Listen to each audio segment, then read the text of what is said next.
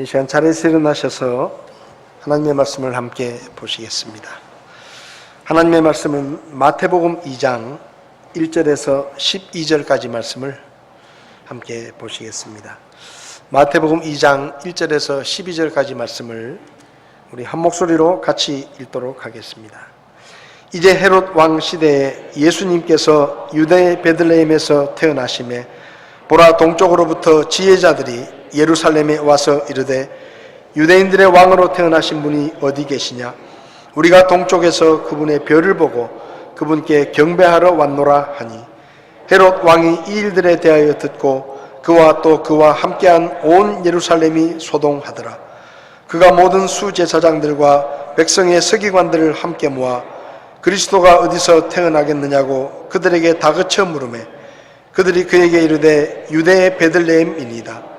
대언자를 통해 이렇게 기록하신 바, 유다 땅에 있는 베들레헴아, 내가 유다의 통치자들 가운데서 가장 작지 아니하도다. 내게서 한 다스리는 자가 나와 내 백성 이스라엘을 다스리리라 하셨나이다 하매, 이에 헤롯이 은밀히 지혜자들을 불러 그 별이 나타난 때를 부지런히 그들에게 묻고 그들을 베들레헴으로 보내며 이르되, 가서 어린아이를 부지런히 찾아보고 그를 찾거든 내게 말을 다시 전해주어 나도 가서 그에게 경배하게 하라 하니라. 그들이 왕의 말을 듣고 떠나가는데 보라, 동쪽에서 그들이 보았던 그 별이 그들보다 앞서 가다가 마침내 그 어린아이가 있는 곳에 이르러 멈추어 서니라. 그들이 그 별을 보고 심히 크게 기뻐하더라. 그들이 집으로 들어가 어린아이가 자기 어머니 마리아와 함께 있는 것을 보고 엎드려 그에게 경배하고 자기들의 보물함을 열어 황금과 위안과 몰약을 그에게 선물로 드리니라. 그들이 꿈에 하나님으로부터 헤롯에게 돌아가지 말라는 경고를 받고 떠나 다른 길로 자기들 나라에 가니라. 아멘. 서신체로 잠깐 기도하겠습니다. 살아계신 하나님 아버지, 하나님께서 우리에게 말씀해 주시는 것을 감사합니다.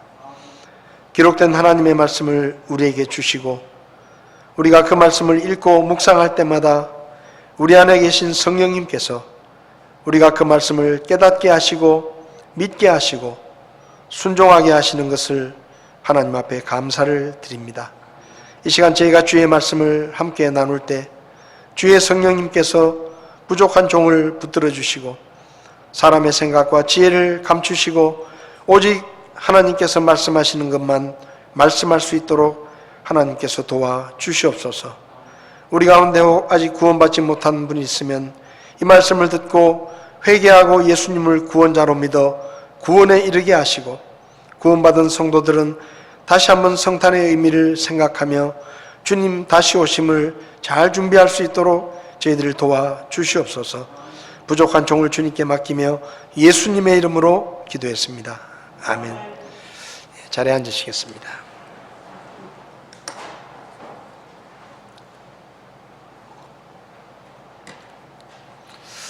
오는 토요일은 12월 25일로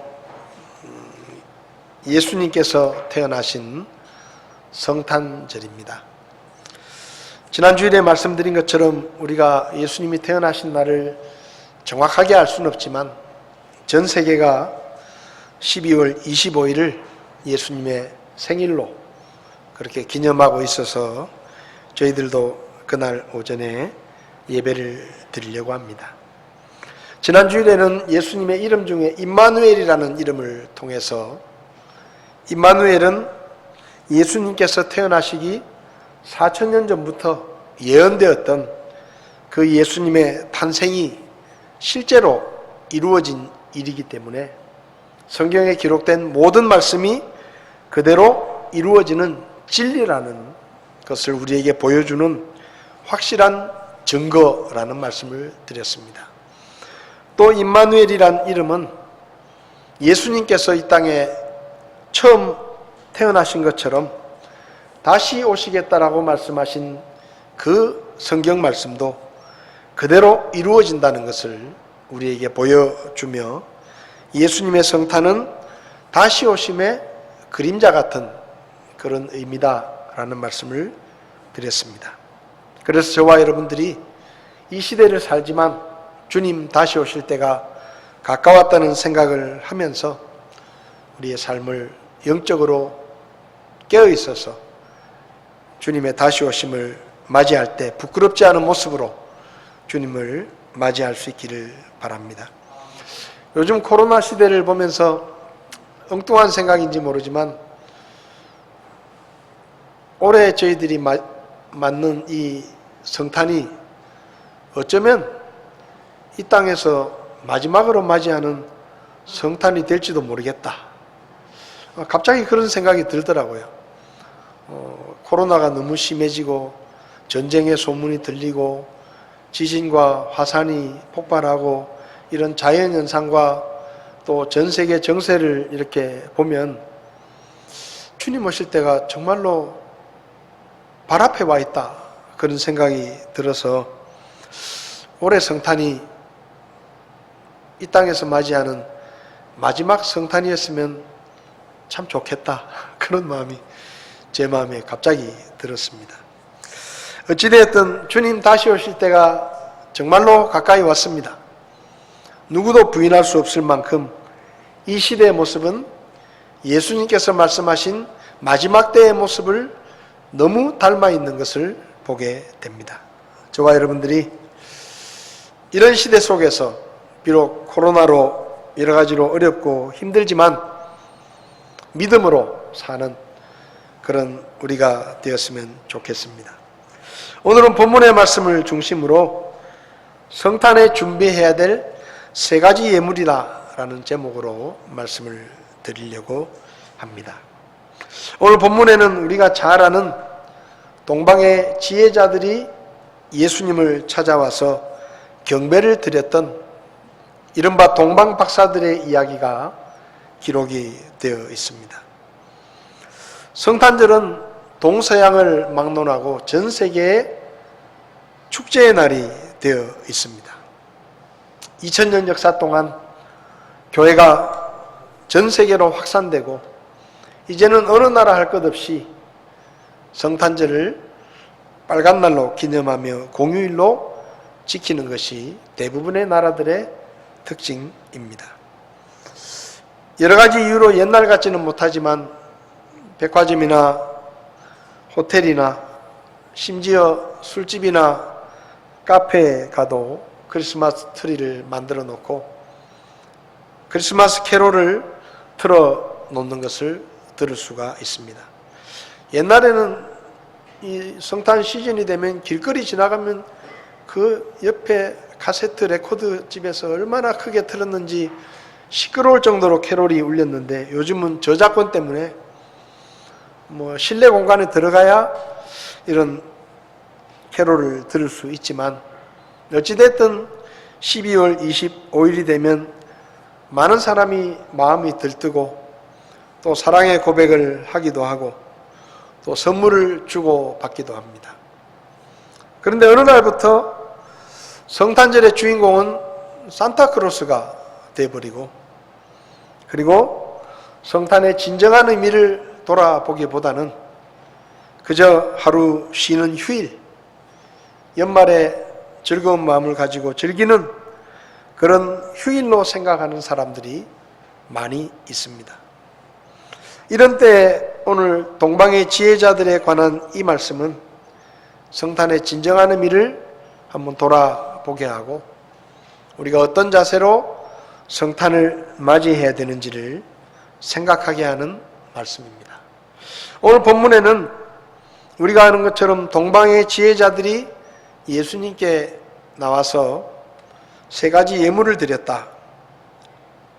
11절을 보면 황금과 유향과 몰약을 주님께 선물로 드렸다라고 기록이 되어 있습니다.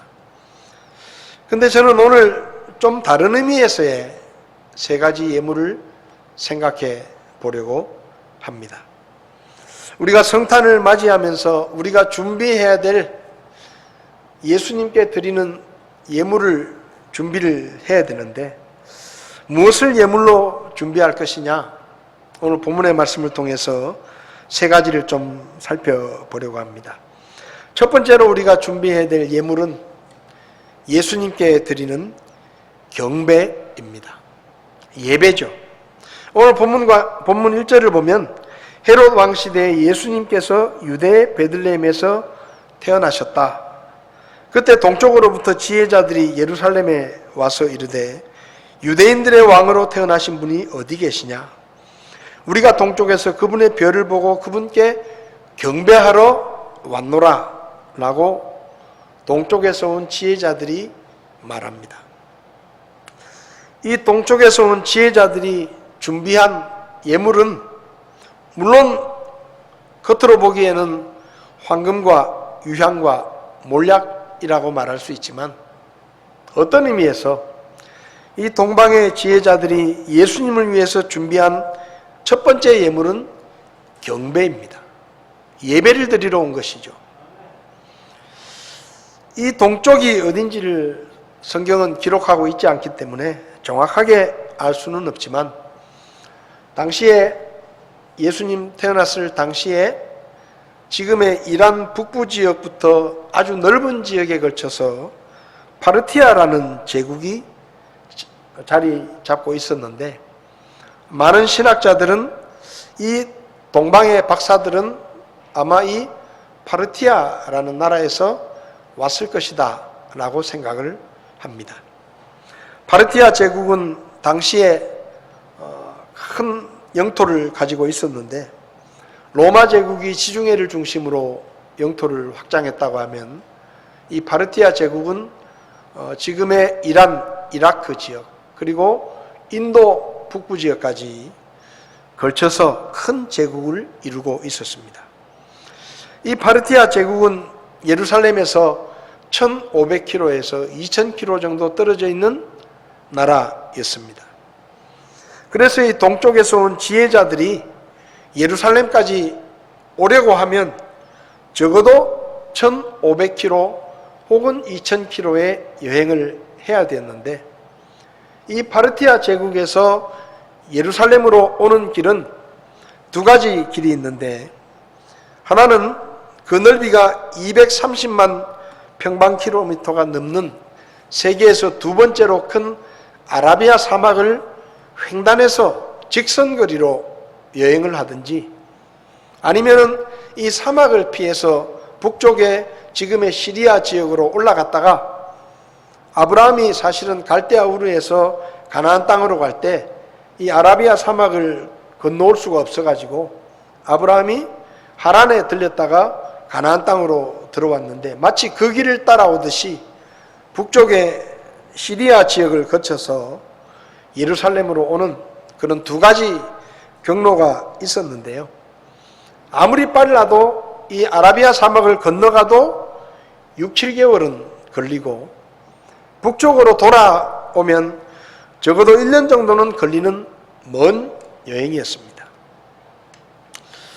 이 동쪽의 지혜자들이 어떻게 특별한 별을 알아보고 유대 땅에 예수님이 태어나셨는지를 정확하게 알았는지 알 수는 없지만 이 지역은 본래 바빌로니아 지역이었고 또 페르시아와 그리스가 이렇게 통치를 한 지역인데 바빌로니아 통치 때에 유대인들이 포로로 잡혀와서 오랫동안 지냈던 적이 있습니다.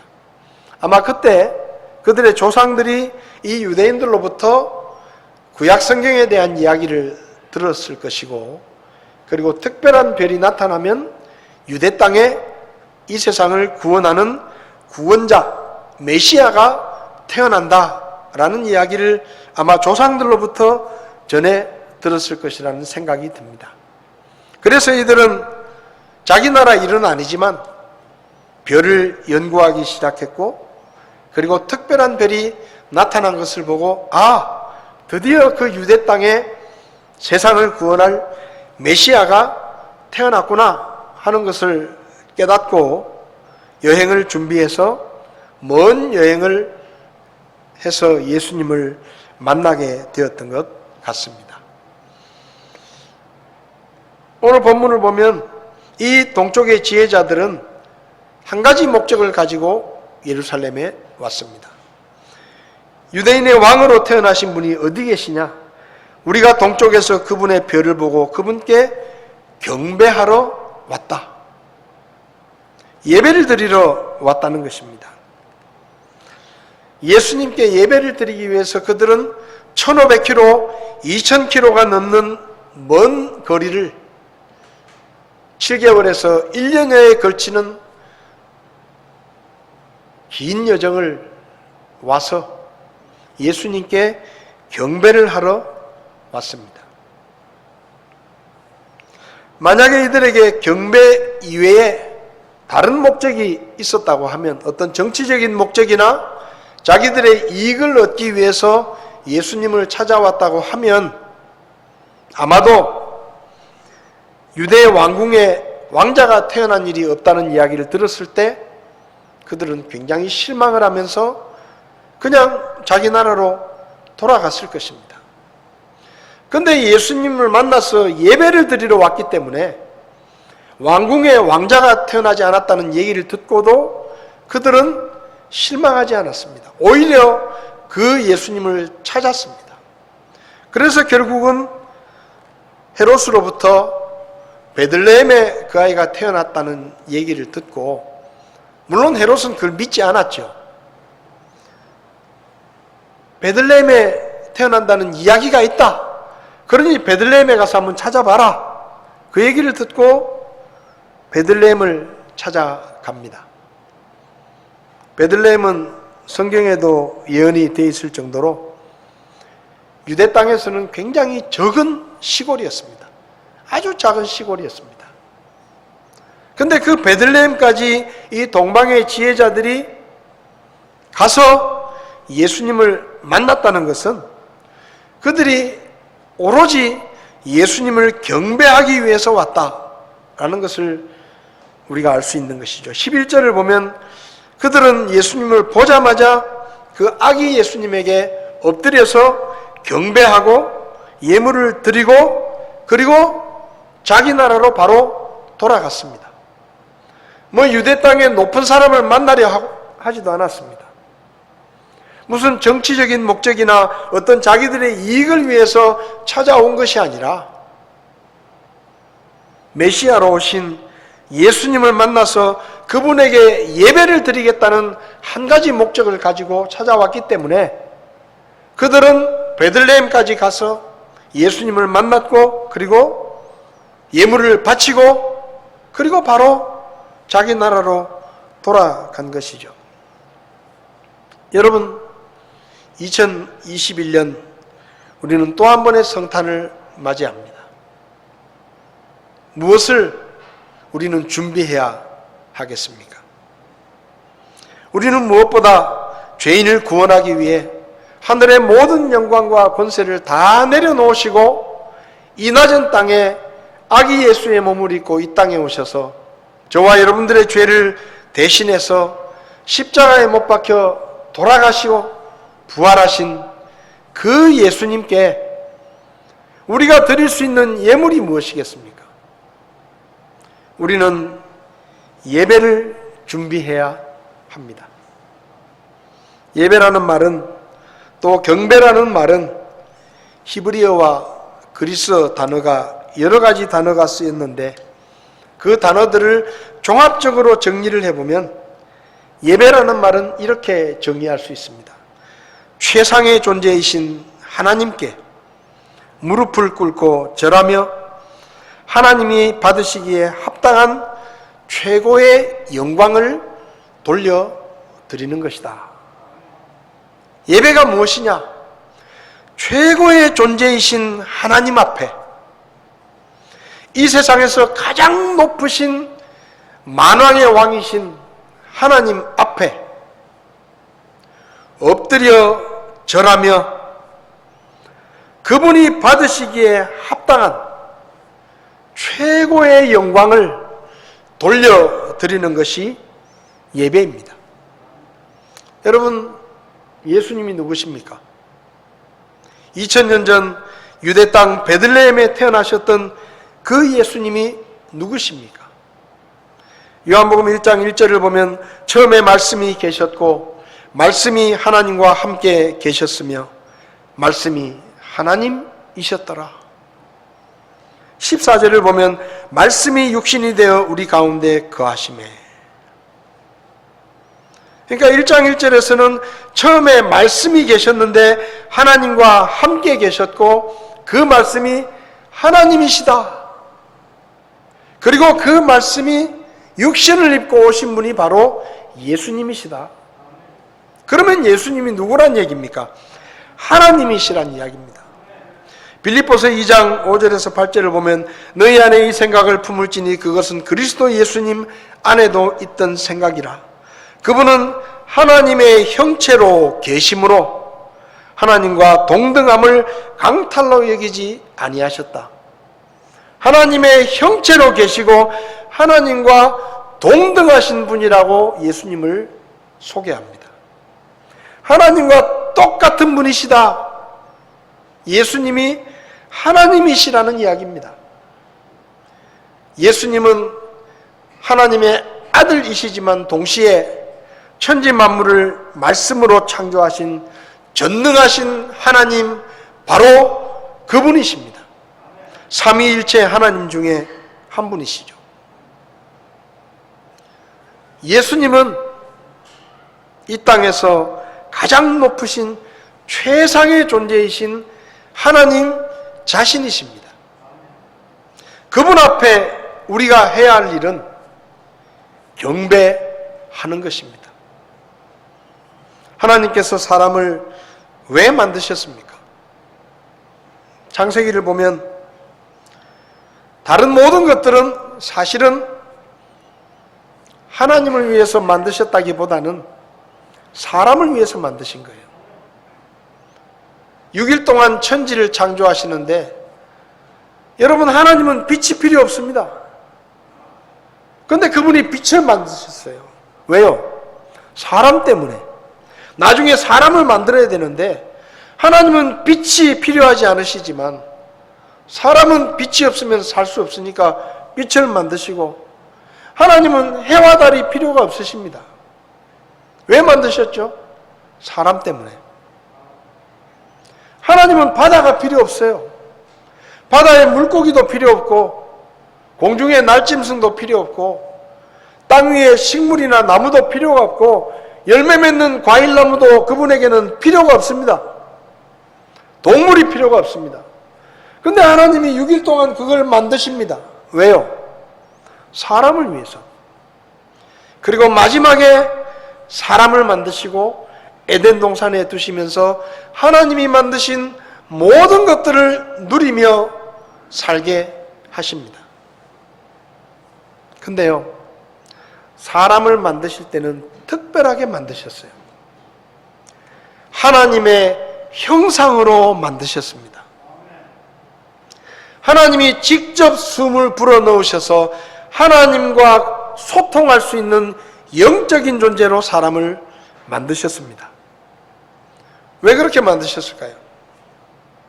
성경을 보면 창세기 1장 26절에 하나님께서 이르시되 우리가 우리의 형상으로 우리의 모양에 따라 사람을 만들고 그들이 바다의 물고기와 공중의 날짐승과 가축과 온 땅과 땅에서 기는 모든 기는 것을 지배하게 하자.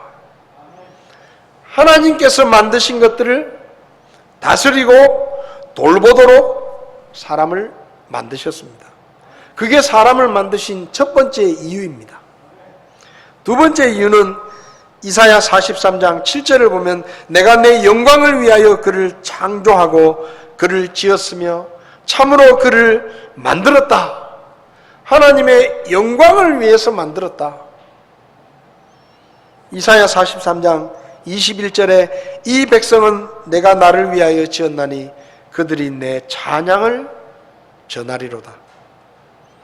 하나님의 위대하심을 찬양하며 그분 앞에 경배하게 하기 위해서 사람을 만드신 것입니다.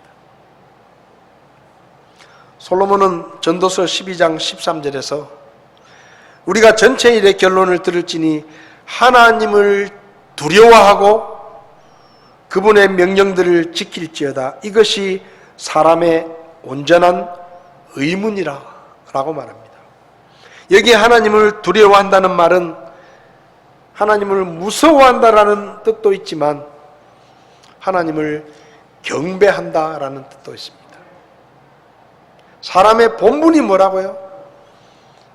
하나님을 경배하는 것이 사람이 존재하게 된 목적이고 이유입니다. 그래서 사람이 하는 가장 귀한 일이 뭐냐?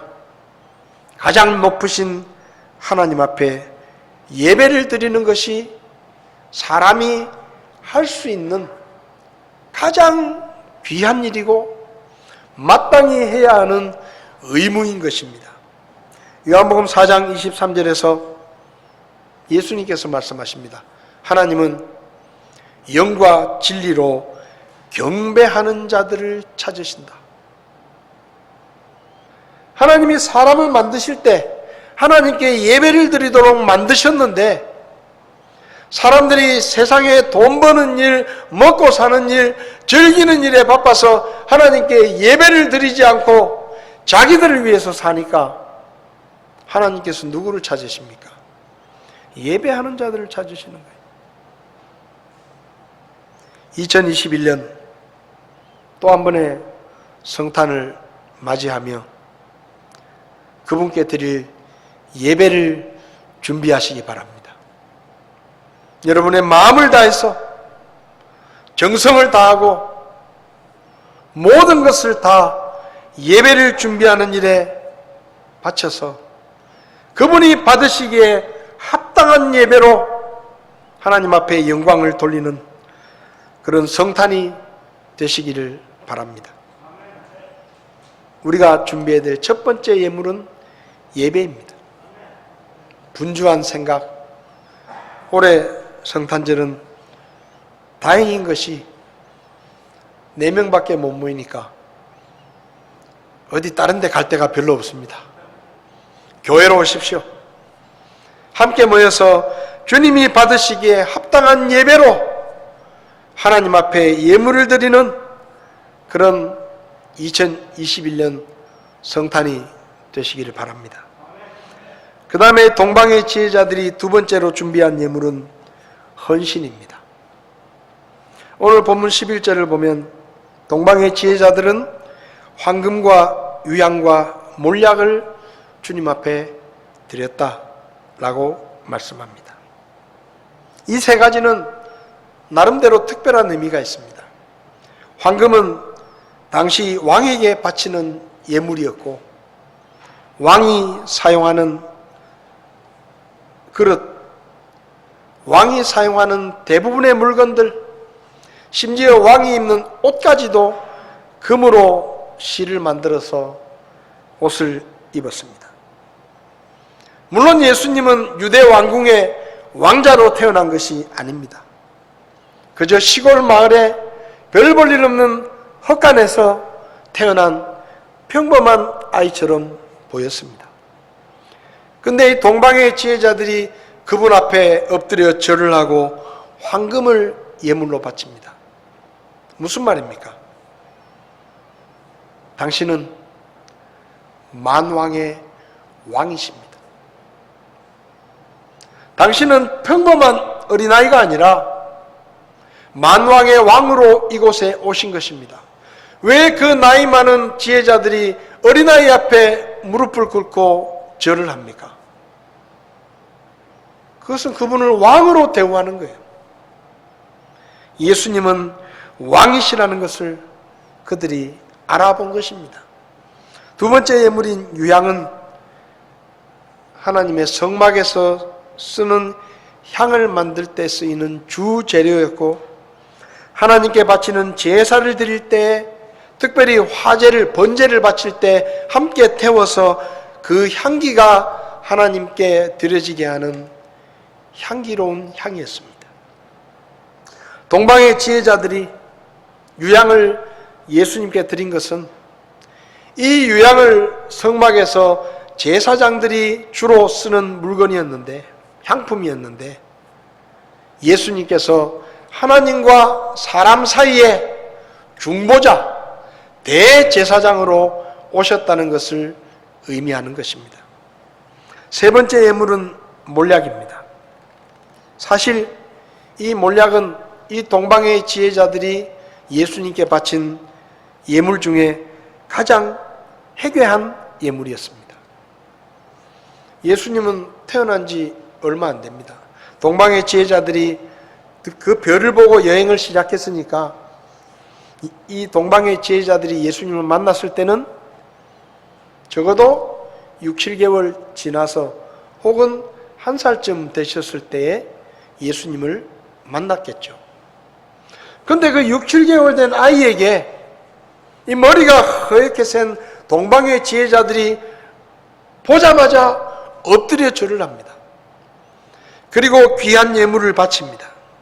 그 중에 하나가 몰약이에요. 몰약은 당시 유대인들이 죽은 사람을 장례 치를 때 쓰는 방부제 역할을 했던 물건입니다. 만약에 우리 집에 아이가 태어났는데 100일 선물을 몰약을 바쳤다. 그건요, 재수 없는 일이에요. 그건 원수가 될 만한 일입니다. 이제 갓 태어난 아이에게 죽을 때를 대비해서 장례를 상징하는 몰약을 바쳤다? 이게 평상시 같으면 맞아 죽을 일이에요. 쫓겨날 일입니다.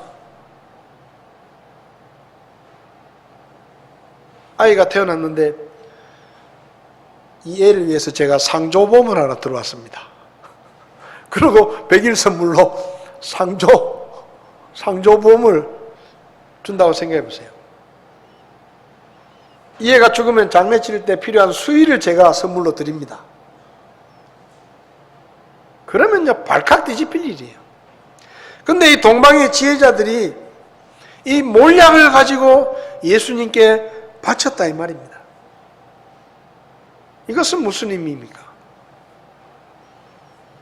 예수님께서 장차 모든 사람의 죄를 대신해서 십자가에 못 박혀 죽으시고 장례를 치르게 될 것을 이 동방의 지혜자들이 바친 이 몰약을 통해서 우리에게 그 의미를 보여주기 위한 것입니다. 이 동방의 지혜자들은 예수님이 왕이시며 대제사장이시며 장차 모든 사람의 죄를 대신해서 십자가에서 못 박혀 죽으실 하나님의 어린 양으로 오셨다라는 것을 그들은 예물을 통해서 증명한 것입니다. 이 동방의 지혜자들은 이 예물을 자기들이 떠날 때부터 준비해서 왔을 것입니다. 비싼 값을 치르고 여행을 했습니다. 근데 여러분, 동방의 지혜자들이 주님께 바친 예물은 황금과 유향과 몰약이 전부가 아니었습니다. 예루살렘까지 여행을 하려면 적어도 6, 7개월에서 1년을 여행을 해야 합니다. 여러 가지 불편과 위험도 감수해야 했을 것이고 비용도 엄청난 비용이 들었을 것입니다. 그런데 그들은 그 모든 대가를 감수하고 기꺼이 예루살렘까지 예수님을 찾아왔습니다. 그러니까 그들이 예수님께 바친 예물은 단순히 황금과 유향과 몰약 이 세 가지만이 아니라 그보다 훨씬 더 많은 비용과 헌신을 주님 앞에 드렸다는 이야기입니다. 그들의 헌신과 희생이야말로 주님께 바친 더 큰 예물이라고 할 수가 있습니다. 성탄을 맞으며 우리는 무엇을 준비해야 됩니까? 우리의 헌신을 예물로 준비할 수 있기를 바랍니다. 물론 성탄절이 되면 우리가 성탄 감사헌금을 드립니다. 그러나 그게 전부가 아니에요. 우리가 드리는 헌금뿐만 아니라 우리의 모든 것을 그분 앞에 헌신하는 헌신의 마음을 그분 앞에 예물로 드려야 할 것입니다. 로마서 12장 1절을 보면 너희 몸을 거룩하고 하나님께서 받으실 만한 살아있는 희생물로 드리라 라고 말씀합니다. 성탄의 계절에 우리가 무엇을 준비해야 합니까? 우리는 과연 주님을 위해 무엇을 희생하고 무엇을 헌신하고 있는지를 돌아보고, 동방의 지혜자들이 예수님을 만나기 위해서 그 먼 거리를 목숨을 걸고 여행하고 엄청난 비용을 치르면서 1년을 왔으면 1년을 가야 돼요. 그러면 자기들의 인생의 2년을 예수님 얼굴 한번 본다고 온 거예요. 그 희생과 그 헌신은 참으로 놀라운 것입니다. 여러분,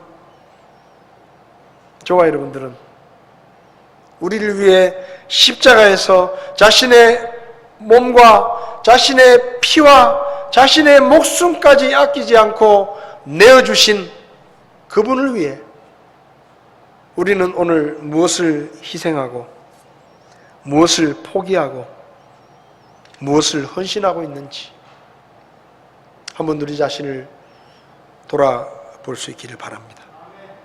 그래서 성탄에 다시 한번 그분 앞에서 헌신을 다짐하고 결단하고 우리의 몸과 마음을 온전히 주님 앞에 드리겠다는 새로운 헌신의 결단으로 그분 앞에 예물을 드리는 그런 저와 여러분들이 될 수 있기를 바랍니다. 세 번째로 이 동방의 지혜자들이 준비한 예물은 순종이었습니다. 본문 12절을 보면 그들이 꿈에 하나님으로부터 헤롯에게로 돌아가지 말라는 경고를 받고 떠나 다른 길로 자기들 나라에 갔다. 예수님을 만나고 예배를 끝내고 하나님께서 꿈에 그들에게 말씀하십니다. 헤롯에게로 돌아가지 말고 다른 길로 가라. 여러분, 이 말씀이 쉬운 말씀이 아닙니다. 동방의 지혜자들이 찾아왔을 때 유대의 왕이었던 헤롯이 이들에게 무엇이라고 명령했습니까? 베들레헴에 가서 아이를 찾아보고 찾으면 반드시 나에게 알리고 나도 가서 경배하게 해라. 이것은 그들이 방문했던 유대 땅의 왕인 헤롯의 명령이었습니다. 헤롯이 누굽니까? 동방의 지혜자들이 자기한테 안 온 것을 보고 예수님이 태어났다는 것을 확신하고 그 베들레헴 근방의 2살 아래의 아이들을 다 죽이라고 명령할 만큼 잔인무도한 왕이었습니다. 근데 그 왕이 이 동방의 지혜자들에게 너희들이 가서 찾아보고 그 아이를 찾으면 반드시 나에게 알려 나도 그를 경배하게 하라. 사실은 죽이겠다는 이야기지만 그들에게 경배하게 하라. 나도 가서 그 아이에게 경배할 수 있도록 나에게 반드시 보고를 해라 라고 명령을 내렸습니다. 근데 하나님은 다른 길로 가라 그럽니다. 헤롯에게 가지 말고. 그들이 하나님의 말씀에 순종하려면 유대 왕인 헤롯의 명령을 거역해야 합니다. 낯선 외국 땅에 와서 그 나라를 통치하고 있는 왕의 명령을 대놓고 거역한다는 것, 잘못돼서 그게 발각이 돼가지고 붙잡혀가면 목숨을 잃을지도 모르는 위험한 일입니다. 자기 나라도 아니에요. 남의 나라에 외국 땅에 와서 외국의 왕이 자기들에게 신신당부 부탁을 하고 명령을 한 일인데 꿈에 하나님의 말씀을 들었다고 해서 그걸 거역하고 그냥 도망치듯이 떠나버리면 그게 들통나서 붙잡히면 죽는 거예요. 목숨을 걸어야 할 수 있는 순종이었습니다. 그런데 이 동방의 지혜자들은 하나님의 경고를 받고 떠나 다른 길로 자기들 나라에 갔다. 간단하게 그까지 헤롯의 명령쯤이야. 하나님의 말씀에 순종하기 위해서 그들은 왕의 명령을 기꺼이 거역하고 목숨을 걸었습니다. 쉽지 않은 순종이었습니다.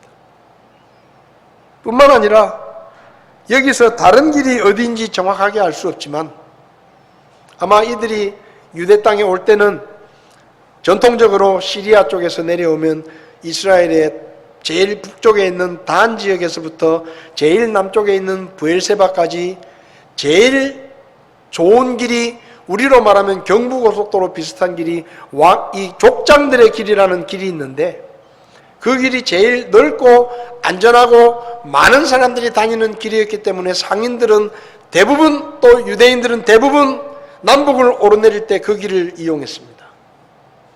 그 길이 편해요. 길이 넓어요. 그 근처에는 숙박시설도 잘 돼 있어요. 큰 도시들이 많아서 여행이 편합니다. 올 때는 그 길로 왔을 거예요. 근데 다른 길로 가라는 거예요. 베들레헴은 예루살렘에서 더 남쪽입니다. 그러니까 다른 길로 가려고 하면 예루살렘을 지나가야 돼요. 근데 다른 길로 가려고 하면 이 족장들의 길이 아니면 북쪽으로 가더라도 우리로 말하면 국도를 따라가야 돼. 고속도로 내비두고 저 시골에 험한 산지에 좁은 길로 그렇게 가야 돼. 숨어서. 아니면 남쪽으로 가면 아라비아 사막 남쪽으로 지나가면 그 길은 2년이 걸릴지 3년이 걸릴지 모르는 길이에요. 자기들이 돌아온 길로 그대로 가도 1년이에요. 근데 멀쩡한 고속도로 두고 저 시골로 둘러가지고 험한 산지 낯선 땅 거기를 돌아서 숙소도 시원찮고 음식도 시원찮고 돈은 더 많이 들고 그 길로 가야 돼요.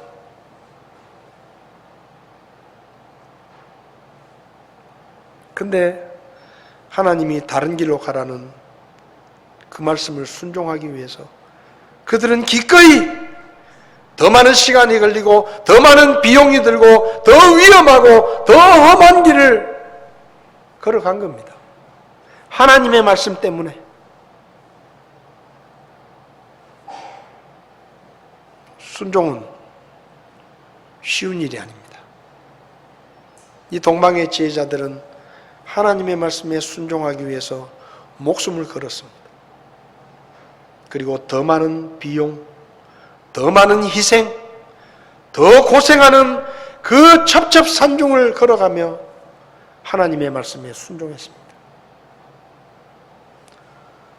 사무엘상 15장을 보면 사울이 하나님의 말씀에 불순종하고 아말렉과 싸워서 그 왕과 좋은 짐승들을 살려서 돌아왔을 때 하나님께서 사무엘을 보내서 그를 책망하십니다. 15장 22절에 사무엘이 이르되 주께서 주의 음성에 순종하는 것만큼 번제 음물과 희생물을 크게 기뻐하시겠습니까? 보소서, 순종이 희생 헌물보다 낫고 귀를 기울이는 것이 수양의 기름보다 낫습니다. 뭐라고요? 순종이 최고의 예물이라는 거예요. 하나님 앞에 바칠 수 있는 최고의 예물, 그게 순종이에요. 여러분 생각해 보십시오. 동방의 지혜자들이 먼 길을 찾아와서 예수님께 예배를 드렸습니다. 헌물을 바쳤습니다. 그런데 마지막에 그들이 하나님의 말씀에 순종하지 않고 헤롯에게로 가서 우리가 예수님을 만났는데 예수님이 거기 있읍시다라고 이야기했다고 하면 어떻게 됐겠습니까? 그들이 예수님께 드렸던 예배, 그들이 예수님께 바쳤던 예물 다 헛거예요. 다 헛거예요. 그들이 드렸던 예배와 그들이 드렸던 헌물의 가치를 무엇이 결정하느냐? 순종이 결정하는 겁니다. 순종이 없었다면 그들의 경배와 헌신은 아무 의미가 없습니다. 그들의 순종 때문에 우리는 비로소 그들의 경배와 그들의 헌신이 참된 경배이며 참된 헌신이라는 것을 알 수 있는 것입니다. 성도 여러분, 우리가 주님께 드려야 될 마지막 예물은 순종입니다.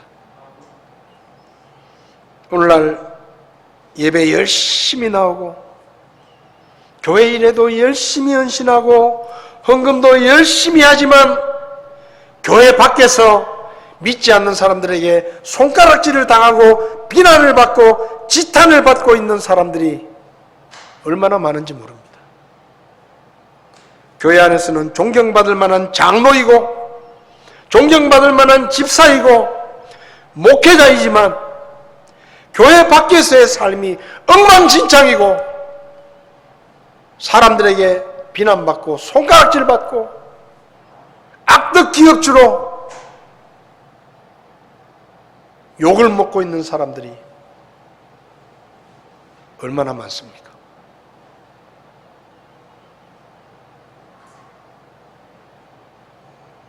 어쩌면 그럴 수밖에 없다는 생각이 들기도 하지만 저는 이런 대통령 후보가 있었으면 좋겠어요. 저는 그리스도인입니다. 저는 구원받은 성도입니다.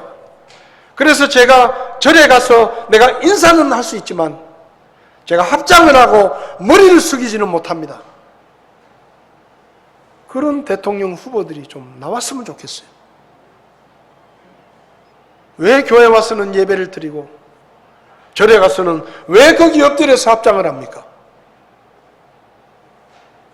그래야 됩니까? 교회 안에서는 거룩한 성도처럼 보이지만 교회 밖에서는 믿지 않는 사람들보다 더 나쁜,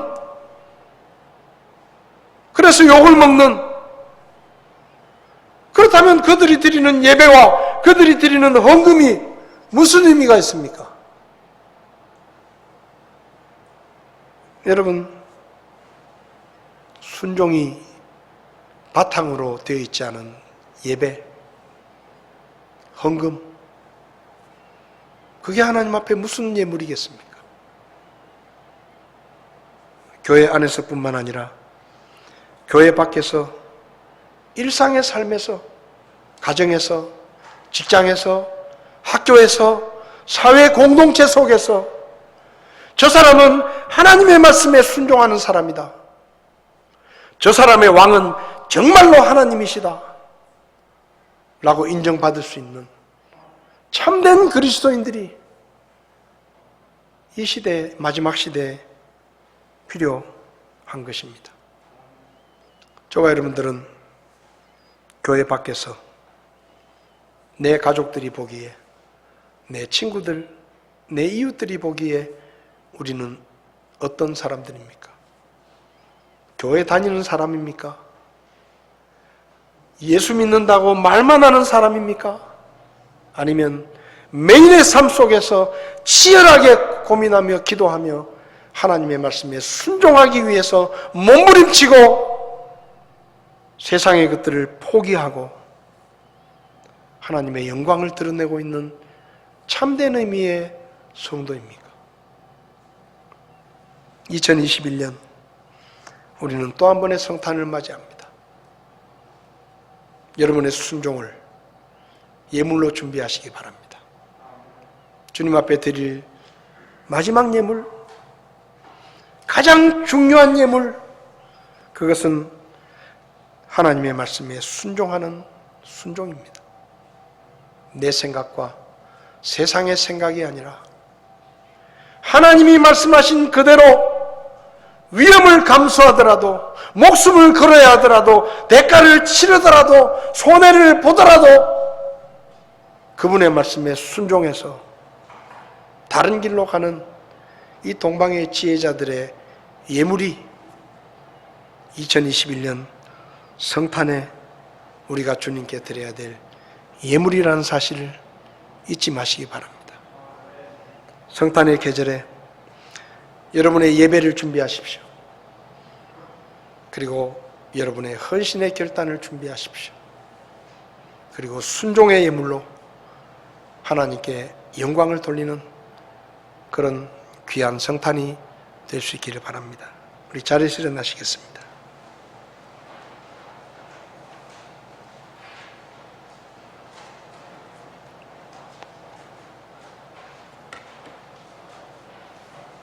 다 눈을 감으시고 찬송가 122장에 베들레헴 성 안에 가서 그분께 경배를 하자고 찬송을 합니다. 성탄의 계절 여러분의 예배는 준비가 되셨습니까? 아니, 여러분은 구원받은 예배자이십니까? 오늘 교회는 오셨지만 아직도 여러분들이 주님 앞에 불신앙의 죄를 회개하고 십자가에 못 박혀 죽으시고 부활하신 그 예수님을 하나님의 구원자로 믿은 경험이 없다면 여러분은 예배자가 될 수 없습니다. 여러분에게 묻고 싶습니다. 여러분은 정말로 2000년 전에 이 땅에 오신 예수님을 하나님의 구원자로 믿어 구원받은 그리스도인이십니까? 혹시 여러분 중에 목사님, 제가 교회는 왔지만 아직까지 예수님을 믿지 않습니다. 근데 오늘 설교를 들으며 저도 예수님을 믿기 원합니다. 예수님이 하나님의 구원자라는 것을 믿고 저도 구원받고 하나님 앞에 예배를 드릴 수 있는 예배자의 삶을 살기 원합니다. 저도 예수 믿기 원합니다. 그런 분이 계시면 오른손을 들어주시면 제가 기도해 드리겠습니다. 그런 분 계시지 않습니까? 저도 예수 믿고 구원받기 원합니다. 성도 여러분, 2021년 성탄에 여러분은 무엇을 준비하고 계십니까? 여러분의 예배를 준비하시기 바랍니다. 주님께 드릴 헌신의 열매들을 준비하시기 바랍니다. 그리고 주님께 드릴 순종의 예물을 준비해서 2021년 성탄에 그분이 받으시기에 합당한 예물로 드릴 수 있는 저와 여러분들이 될 수 있기를 바랍니다. 우리 이 시간에 122장 찬송하실 때 마음의 결단을 새롭게 하시는 분들은 그 자리에서 혹은 앞자리에 나오셔서 제가 이 세 가지 예물을 잘 준비해서 주님을 맞이하겠습니다, 그런 여러분의 결심을 주님 앞에 보이실 수 있기를 바랍니다. 우리 122장 찬송하실 때 자리에 앉으셔서 혹은 앞자리에 나오셔서 주님 앞에 기도하시기를 바랍니다.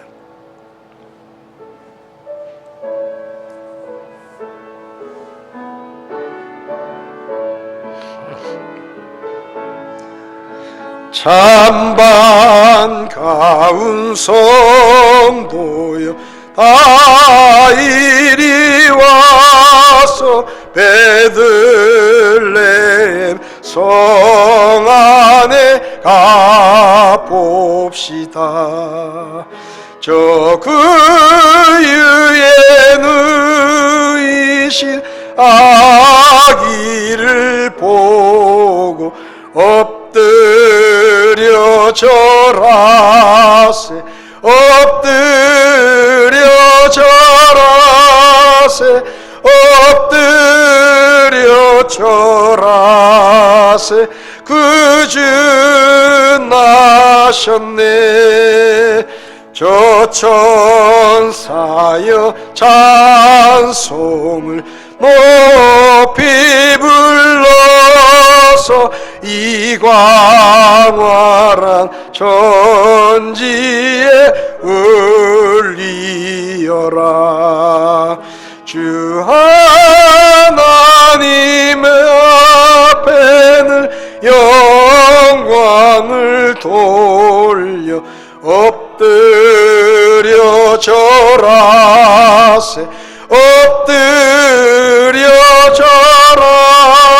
절하세 엎드려 절하세 그 주 나셨네. 기도하시겠습니다. 하늘의 모든 영광과 권세를 다 내려놓으시고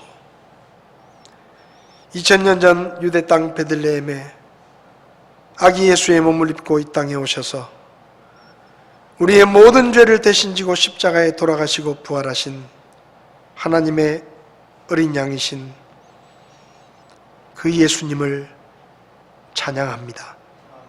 아버지 하나님, 우리 인생의 또 한 번의 성탄을 맞이합니다. 세상이 혼란스럽고 여러 가지로 어려움이 있지만 주님 앞에 예배를 잘 준비해서 영과 진리로 드리는 예배로 주님을 경배하게 저희들을 도와주시옵소서.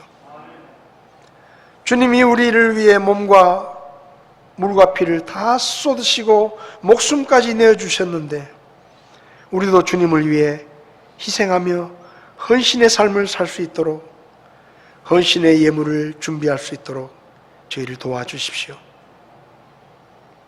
교회 안에서뿐만 아니라 교회 밖에서 일상의 삶 속에서 하나님의 말씀에 순종함으로 순종의 예물을 주님 앞에 돌려드리는 2021년의 성탄이 되게 저희를 도와주시옵소서.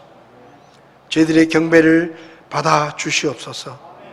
예수님의 이름으로 기도했습니다. 아멘. 예배를 마치겠습니다.